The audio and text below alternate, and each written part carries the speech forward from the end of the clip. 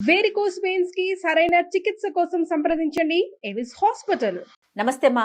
చెప్పమ్మా జయ, ఎలా ఉన్నారా? బాగున్నానమ్మా, మీరు ఎలా ఉన్నారు? బాగున్నామ్మా. ఓకే అమ్మ, మార్గశిర మాసంలోకి వెళ్ళబోతున్నాం. అవును మార్గశిర మాసం అంతా కూడా ప్రత్యేకమైంది కదా. అవును. ఈ మాసం యొక్క విశిష్టత ఒక్కసారి మాట్లాడుకుందామమ్మా. మనం ఇన్ని రోజుల నుంచి కార్తీక మాసం, ఇది నెల రోజులు చేసేటువంటి మాసం, ఒక పండగ లాంటిది. అయితే కార్తీక మాసంలో ఏంటంటే మన కోసం మనం చేసేటువంటి మాసం.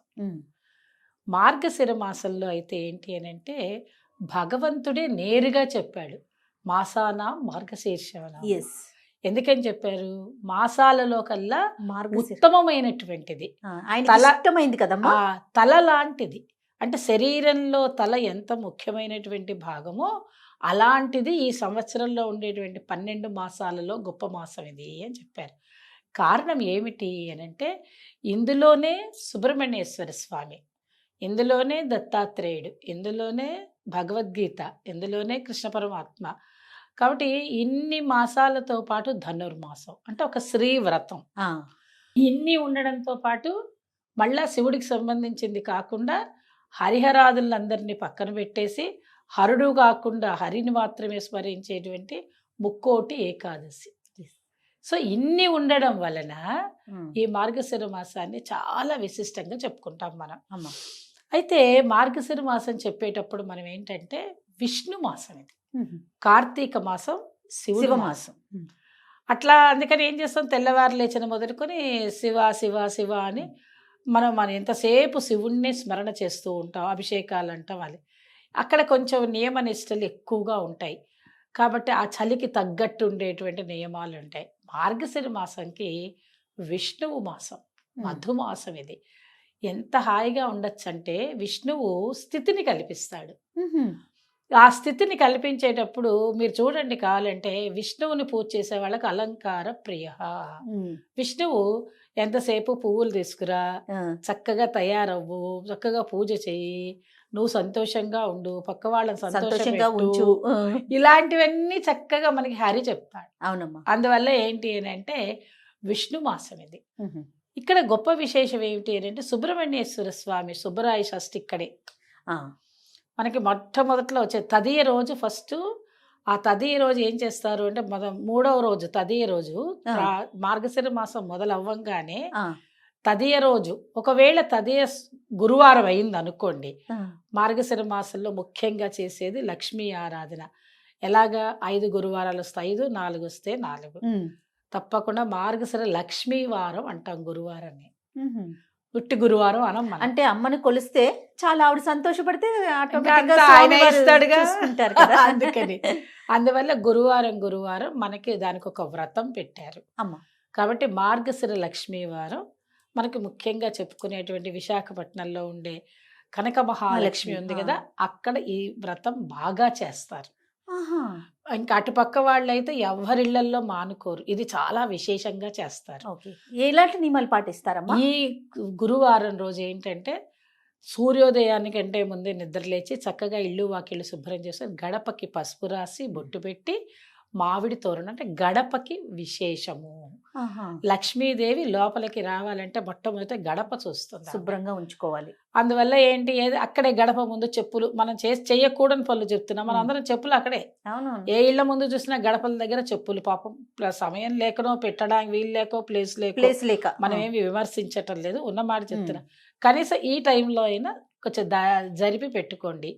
దాని తర్వాత ఏంటంటే గడపకి చక్కగా పసుపు రాసి బొట్టు పెట్టండి. ఇంట్లో ఆడపిల్లలు ఉంటే వాళ్ళతో చేయించండి, వాళ్ళకి అలవాటు చేయండి. తప్పకుండా మీరు ఏం చేస్తారు, గుమ్మాలకి మామిడి తోరణాలు కట్టుకోండి. ఏముంది, అమ్మ మాకు మేము అపార్ట్మెంట్లో ఉంటామనంటే బయట దొరుకుతాయి, లేదా 3 ఆకులన్నా తెచ్చి పెట్టండి. మొట్టమొదట మధ్యలో అటు ఇటన్నా పెట్టండి.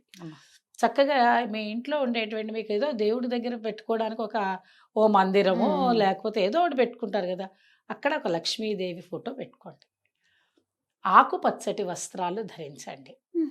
దీనికి నియమం అది అమ్మ. చక్కగా చేసుకున్న తర్వాత 5 వారాలు తప్పకుండా చేయాలి. 4 వారాలే వచ్చాయనుకో, 5వ వారం పుష్యమాసంలో తీసుకోవాలి. ఆ రోజు ఉద్యాపన ఉంటుంది. ఈ 4 వారాలు 4 రకాల నైవేద్యాలని పెట్టుకుంటూ ఏం చేయాలంటే అమ్మవారిని లక్ష్మీదేవిని పూజ చేసుకుంటాం. ఇది మార్గశిర మాసంలో చాలా విశేషం. దీనికి ఒక చిన్న కథ ఉంటుంది. ఓకే.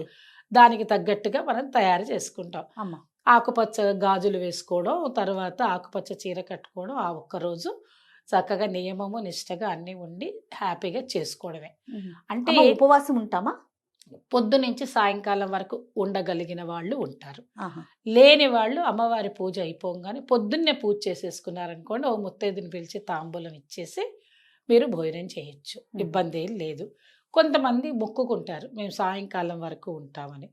అమ్మవారు అదే నేను చెప్తున్నే, కార్తీక మాసంలో ఉపవాసాలు, జాగరణ. అభిషేకాలు ఇవన్నీ ఉంటాయి. అవును. మనకి మార్గశిర మాసంలో సంతోషంగా ఉండడం, హాయిగా భోజనం చేయడం, చక్కగా పూజ చేసుకోవడం, మనసుని సంతృప్తి పరిచే విషయాలన్నీ మార్గశిర మాసంలో ఉంటాయి జయ. అమ్మ.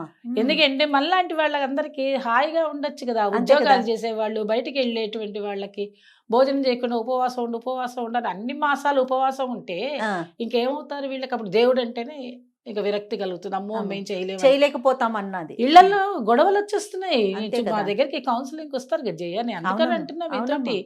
అంటే అన్ని ఇళ్లలో అందరూ ఒప్పుకోవాలని లేదు కదా అంతే అమ్మలు. కదమ్మా. అందువల్ల ఏంటంటే మార్గశిర మాసంలో మొట్టమొదటిగా లక్ష్మీదేవి ఆరాధన చేయాలి. అదే కనుక తదియే ఉంటే ఇంకా గౌరీదేవిని ఆరాధన చేసుకుని విఘ్నేశ్వరుణ్ణి పూజ చేసుకుని ఇక అక్కడి నుంచి మీరు మార్గశిర మాసం మొదలు పెట్టుకుంటే ఆ, షష్ఠి రోజు ఈవిడ పార్వతీదేవి యొక్క కుమారుడైనటువంటి సుబ్రహ్మణ్యేశ్వర స్వామిది ఆరాధన చెయ్యాలి. ఓకే. కార్తీక మాసంలో అయితే నాగుల చవితి చేస్తాము. ఇక్కడ మనం శ్రావణ మాసంలో అయితే గరుడ పంచమి చేస్తాము. అమ్మ, అక్కడ పంచమి, ఇక్కడ చవితి, ఇక్కడ షష్ఠి. షష్ఠి. ఈ మూడు ఎవరివి? సుబ్రహ్మణ్యేశ్వర స్వామివి. ఇక్కడ సుబ్రహ్మణ్యేశ్వర స్వామి ఆరాధన చేసుకోవాలి. అట్లాగే. శుభరాయ షష్ఠి పాటించడం, ఉపవాసం ఉండాలి. అయితే దేనికి దానికి ఇప్పుడు గురువారం చేయవలసిన లక్ష్మీదేవి పూజా విధానం, ఆ, సుబ్రహ్మణ్య షష్ఠి, ఇవన్నీ కూడా ఒక సపరేట్ గా ఇంకొక టాపిక్ కింద మాట్లాడదాం. తప్పకుండా ఎందుకంటే చేద్దామా? మాట్లాడాల్సిన విషయాలు చాలా అందుకే చెప్పుకోవాలి కాబట్టి జస్ట్ మనం మాసం యొక్క విశిష్టత మొత్తం చెప్పుకుంటూ చెప్పుకుందాం. వెళ్తున్నా. అందుకే సుబ్రహ్మణ్య షష్ఠి, షష్ఠి అయిపోయిందా? దాని తర్వాత మీకు ఏకాదశి. ఏకాదశి. అది చాలా ముఖ్యమైనటువంటి గీతా జయంతి. ఆ, ఆ రోజే భగవద్గీత పుట్టింది. సో కాబట్టి మీరు చేయవలసింది ఏమిటి? అక్కడ భగవద్గీతని ఆరాధన చేయడం, ఇంట్లో చక్కగా గీతా మకరందం పెట్టుకొని పూజ చేసుకోవడం. అమ్మ.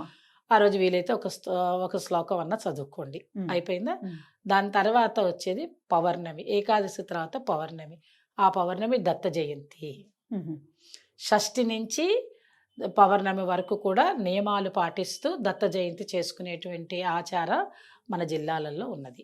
అమ్మ, దత్త జయంతి కూడా అందరూ జరుపుకుంటారా? అందరూ అలా ఏం అట్లా ఏం దత్త లేదా? జయంతి ఎవరైనా జరుపుకోవచ్చు. ప్రపంచానికి ముఖ్యమైనటువంటి వాడు దత్తుడే. ఓ. దత్తుడి వల్లనే ఈ ప్రపంచం మొత్తము ఈ రకంగా నిలబడగలుగుతోంది. ఉమ్. అన్నిటికీ ఆయనే.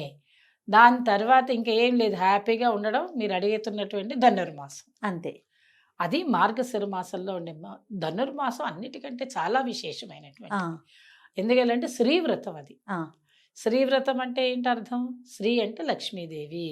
ఇక్కడ గోదాదేవి ఆ, వెంకటేశ్వర స్వామిని ఆరాధన చేసుకుంటూ ఆవిడ మనందరినీ అవును.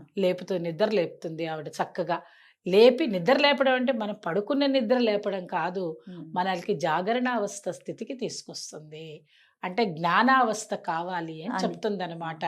అంటే అందరికీ, ఒక స్త్రీలకేనే కాదు, ఆవిడ స్త్రీలకి, పురుషులకి, పిల్లలకి, పెద్దలకి అందరికీ చెప్తుంది. తెల్లవారుజామునే నిద్రలేవండి, చక్కగా భగవంతుడికి ఆరాధన చేసుకోండి, అన్ని సవ్య లక్షణాలు కలిగి ఉంటారు మీరు అని ఒక్కొక్క రోజు ఒక్కొక్క కథలు పాసురం చెప్తూ తిరుప్పావై భాగవతం కథలు చెప్తూ ఆ తిరుప్పావై పాసురమే సుప్రభాత సేవలో తిరుప్పావై చదువుతారు తిరుమలలో. అవునమ్మా. కాబట్టి 30 రోజులు మీకు 30 పాసురాలు ఉంటాయి చక్కగా.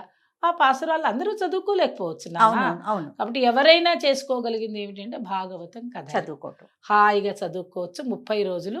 ఈ మధ్యలో ఒకసారి ఏకాదశికి వైకుంఠ ఏకాదశి ద్వార దర్శనం చేసుకుంటాం, ఉత్తర ద్వార దర్శనం చేసుకుంటాం.